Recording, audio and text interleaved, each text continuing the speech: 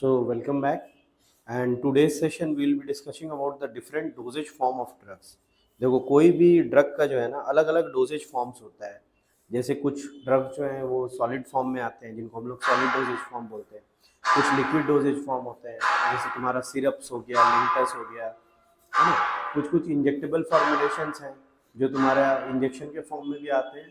और कभी कभी जो है हम लोग को देखने में मिलता है कि उसमें भी सस्पेंशंस रहते हैं जिनको कि हम लोगों को प्रिपेयर करना पड़ता है। पाउडर फॉर्म में ड्रग्स आते हैं जिनको प्रिपेयर करना पड़ता है सॉल्यूशन में, उसके बाद फिर हम आप डिलीवर कर सकते हो।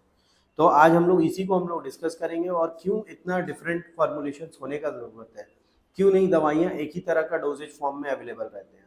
ठीक है ना, तो वो हम लोग डिस्कस करेंगे कि क्यों ऐसा है। तो coming to dosage form of drugs.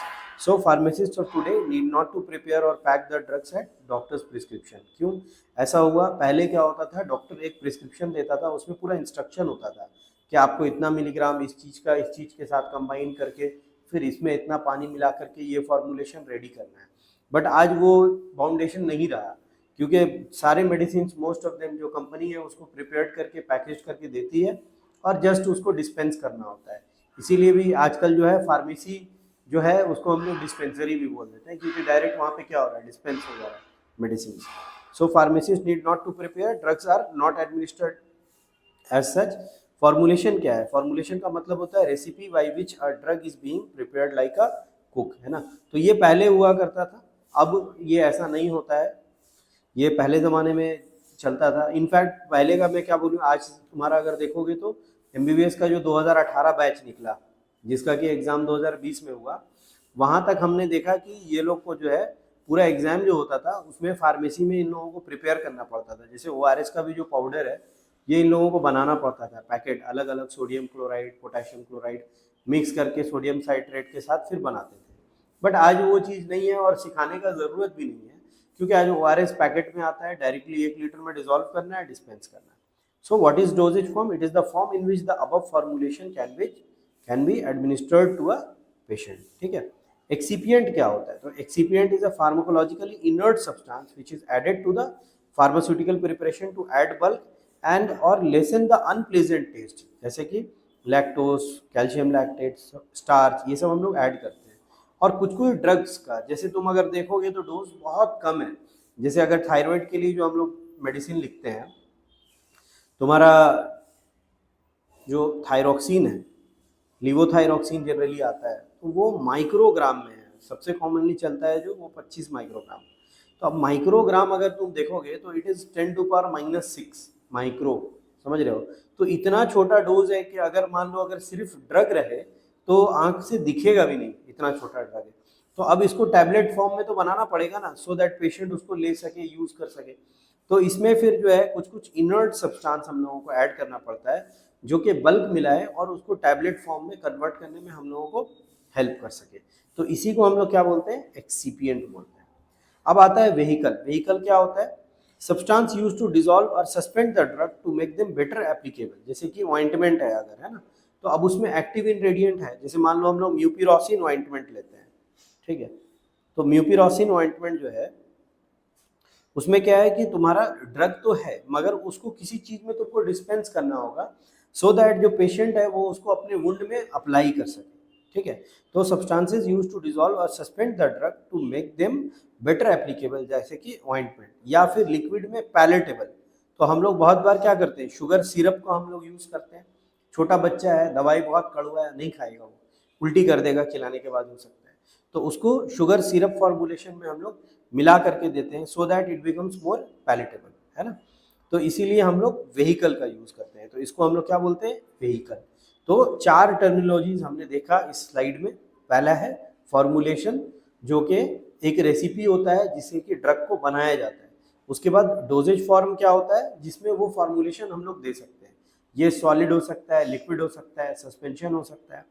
उसी तरह से एक्सिपिएंट क्या होता है, जिससे कि दवा में बल्क ऐड होता है। जब दवा मान लो अगर बहुत छोटा अमाउंट में है तो अगर टैबलेट फॉर्म में उसको कन्वर्ट करना है तो वो थोड़ा बल्क प्रोवाइड करेगा। कभी कभी इसको खराब टेस्ट हटाने के लिए भी हम लोग यूज करते हैं। जैसे एक दवा आता है N-एसिटाइल सिस्टीन, है ना, मार्केट में कॉमन नाम उसका ब्रांड म्यूसिनैक है। तो ये दवा क्या होता है, बहुत बार इसका जो स्मेल होता है वो थोड़ा सा अजीब सा स्मेल होता है, जिसकी वजह से पेशेंट को खाने के बाद नॉजिएटिंग लगने लगता है। ठीक है, तो ये एक्सीपिएंट इस चीज बल्क ऐड करने का भी काम करता है और वो बैड टेस्ट को, अनप्लेजेंट टेस्ट को भी रिमूव करने का काम करता है। और फाइनली वेहिकल क्या होता है, वो ऐसे सब्सटेंसेस होते हैं जिसमें अगर हम लोग ड्रग को डिसॉल्व कर देते हैं, मिला देते हैं, तो ड्रग क्या हो जाता है, पैलेटेबल हो जाता है, मतलब खाने में आसान हो जाता है। जैसे बच्चों के केस में अक्सर हम लोग शुगर सिरप्स दे देते हैं। उसी तरह से अब अलग अलग डोजेज फॉर्म आता है, तो सॉलिड डोजेज फॉर्म में हम लोग देखते हैं क्या क्या सॉलिड डोजेज फॉर्म हो सकता है। तो पाउडर हो सकता है, पाउडर में भी सिंपल और mixture of drugs in a dried and finally pulverised form intended for external use. जैसे कि बोरिक पाउडर आता है ओरल यूज के लिए, मान लो एस्पिरिन का पाउडर आता है जिसको कि कंप्रेस करके बहुत बार टैबलेट के फॉर्म में कन्वर्ट कर देते हैं। ठीक है ना। तो ग्रैन्यूल्स भी हो सकता है, small aggregate of powder held together by binding agent, जैसे कि स्टार्च है ना। तो एम्पिसिलिन ड्राई पाउडर को मिला करके फिर क्या चीज में कन्वर्ट कर दिए, ग्रैन्यूल्स में कन्वर्ट कर दिए।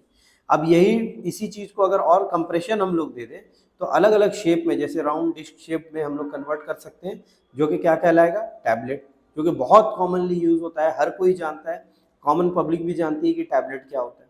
तो powdered or granulated forms are compressed under heavy pressure into round disc shape suitable for swelling. जैसे ऑर्डिनरी एस्पिरिन टैबलेट आता है, शुगर कोटिंग के साथ क्लोरोक्विन का टैबलेट आता है, फिल्म कोटिंग के साथ आता है बहुत सारा टैबलेट, अलग अलग साइज वेट का टैबलेट्स होता है। कभी कभी मास्क उसका करने के लिए टेस्ट का हम लोग क्या करते हैं कि टैबलेट को एक लेयर में अंदर रख करके उसके ऊपर एक दूसरा लेयर डाल देते हैं। ठीक है, तो टेस्ट उसका बेटर हो जाए। पेलेट्स आता है, सबका फोटोग्राफ्स हम देखेंगे एक बार, है ना। पेलेट्स क्या होता है, these are sterile spheres formed by compression of the drug powder. जैसे कि कोई कोई हार्मोन्स है, डिपॉट प्रिपरेशन है, उसको पेलेट फॉर्म में कन्वर्ट करके और पेशेंट के बहुत बार स्किन के अंडर भी डाल देते हैं ताकि वो स्लोली वहाँ से डिजोल्व होता रहे और ब्लड में जाता रहे।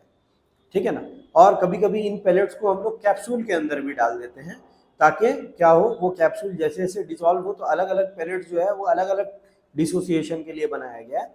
तो एक ही बार में बहुत ज़्यादा ड्रग रिलीज नहीं होगा, ड्रग्स ग्रेजुअली स्लोली रिलीज होते जाएगा सर्कुलेशन में। उसी तरह से लॉजेंजेस आता है, जो हम लोगों का कफ के लिए भी आता है, सूदिंग लॉजेंजेस, स्ट्रेप्सिल्स बहुत कॉमनली यूज्ड लॉजेंजेस है। तो these are the different solid dosage form, जैसे कि टैबलेट हो गया, कैप्सूल्स हो गया, ग्रैन्यूल्स हो गया, पाउडर है और सपोजिटरी है जो कि इंसर्ट करने के लिए आता है। पाउडर अगर हम लोग देखेंगे तो these are dusty in characteristic and difficult to process. Flakes भी आता है, ग्रैन्यूल्स जो छोटा छोटा बन जाता है, और टैबलेट्स, इन्हीं को अगर हम कंप्रेस कर दें अच्छा प्रेशर के साथ तो क्या चीज़ में कन्वर्ट हो जाता है, टैबलेट्स में कन्वर्ट हो जाता है। तो अभी ये देखो कैप्सूल्स है, इस तरह का होता है। अभी अगर पेलेट्स हम लोग देखें तो ये पेलेट्स इस तरह के होते हैं, बहुत बार पेलेट्स अलग भी रहते हैं और बहुत बार इनको कैप्सूल के अंदर डाल के कंबाइन भी कर दिया जाता है। लॉजेंजेस जो थ्रोट को सूदिंग करने के लिए यूज करते हैं हम लोग बहुत बार, throat soothing lozenges, Strepsils is a common example of lozenges. So capsules are tasteless gelatin container of appropriate size having powder drug or excipient if any and are meant for swallowing, है ना।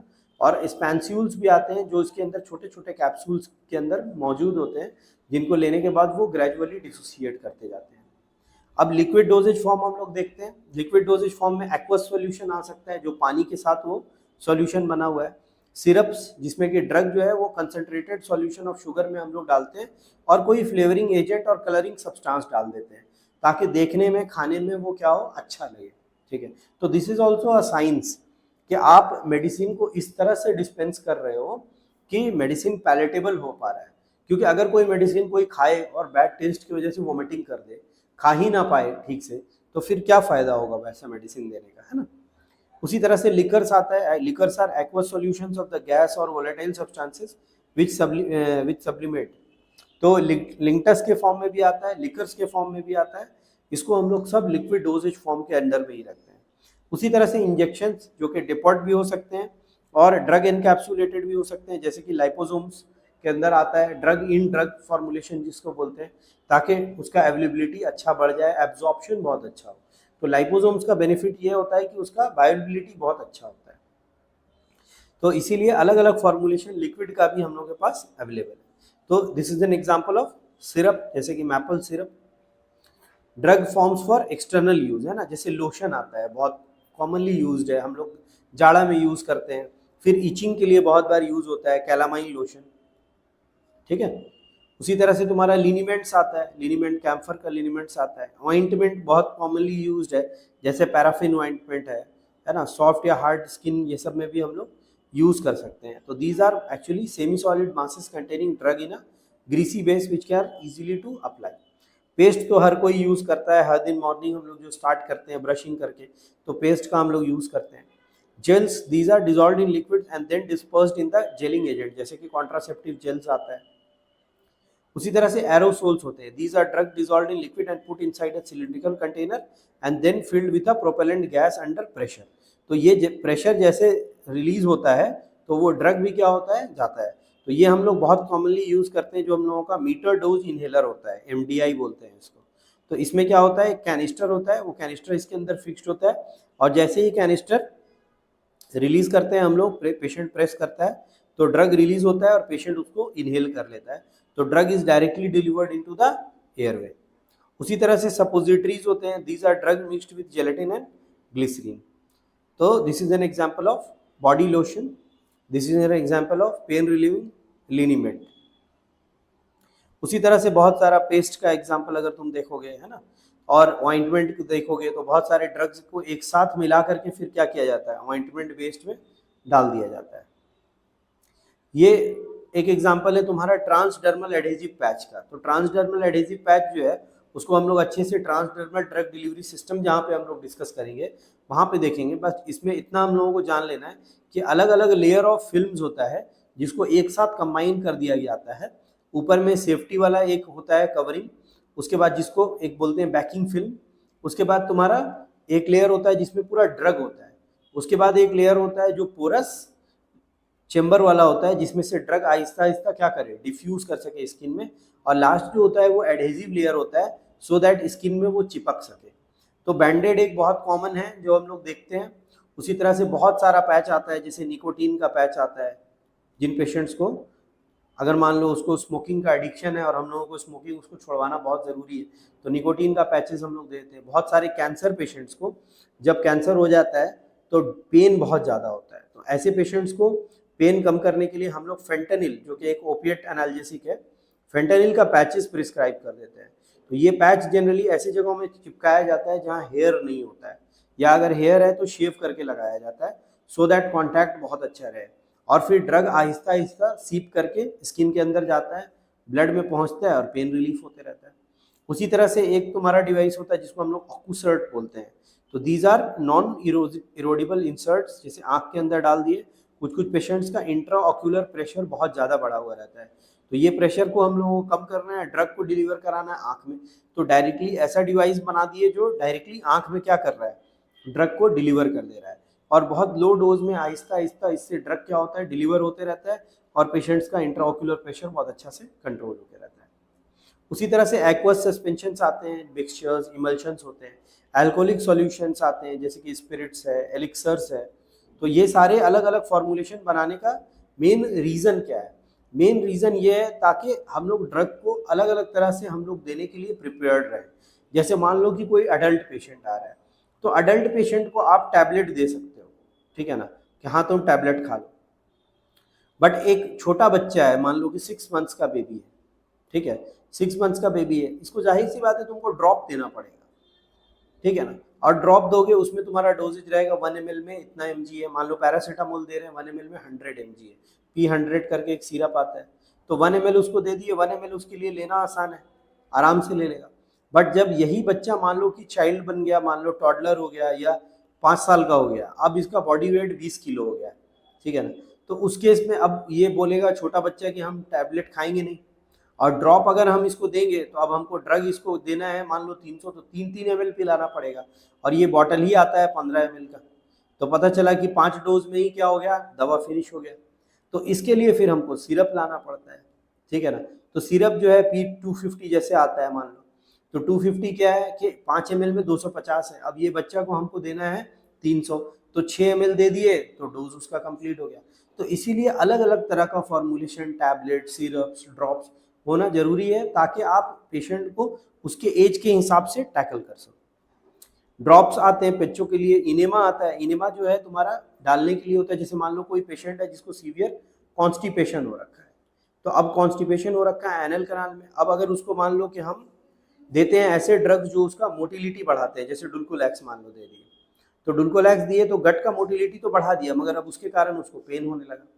और stool जो है वो बहुत hard है, अब hard stool क्या होता है, जनरली इम्पैक्ट हो जाता है एनल कैनाल में जाके, तो जब तक स्टूल को तुम सॉफ्ट नहीं करोगे तब तक ये पास ऑन नहीं होगा। तो एनल कैनाल में हम लोग पर रेक्टल रूट से, PR लिखा हुआ रहेगा जहाँ पे देना है ना, तो पर रेक्टल रूट से ये इनेमा हम लोग डाल देते हैं, सो दैट जो स्टूल है वो थोड़ा डिजॉल्व हो जाए, वो सॉफ्ट हो जाए और फिर इजीली इवैक्यूएशन हो जाए उसका।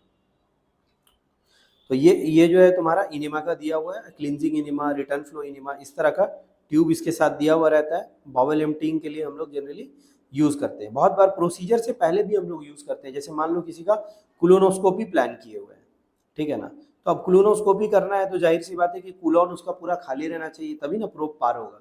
तो उससे पहले भी हम लोग ये सबको डाल देते हैं, सो दैट उसका एनल कैनाल पूरा क्लियर रहे और इजीली उसका जो है पूरा विजुअलाइज किया जा सके कि आखिर प्रॉब्लम कहाँ पे है। उसी तरह से फार्मास्यूटिकल सस्पेंशंस आते हैं, बहुत सारे ड्रग्स हैं जो सस्पेंशन के फॉर्म में अवेलेबल होते हैं।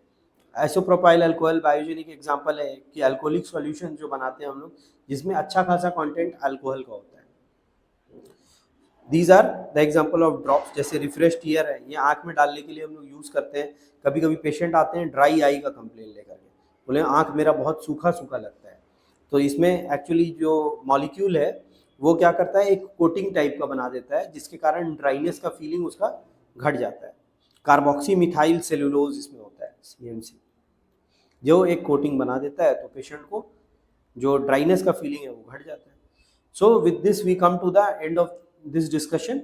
एंड डिफरेंट डोजेज फॉर्म हम लोगों के पास होने चाहिए, चाहे वो इनहेलेशनल हो, इंजेक्टेबल हो, है ना, पेस्ट ऑइंटमेंट हो, सिरप्स हो, टैबलेट्स हो, ठीक है, जेलेटिन कैप्सूल्स हो, ताकि जो ड्रग जिस तरह का है उस तरह का फॉर्मुलेशन उसको हम लोग कंबाइन करके रेडी कर सकें, और जैसा मेरा पेशेंट है, छोटा बच्चा है, बड़ा आदमी है, उस तरह से भी हम लोग यूज़ कर सकें।